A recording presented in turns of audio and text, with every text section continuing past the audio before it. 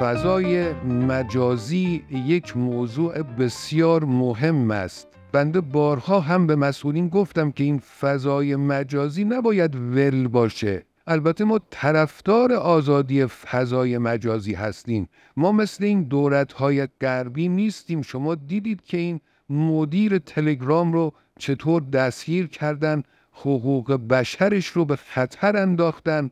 بنده الان خودم میرم تو تلگرام یک پاسخ دندان شکن میدم.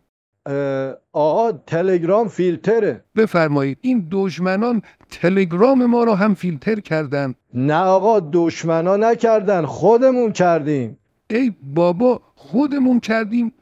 تلگرام کدوم؟ اون که عکس موشک کاغذیه؟ بله اون که اصلا پیامرسان باقی و تاقی و محاربه، که تو اختشاش ها مگه یادت نیست چه آتشی سوزوند؟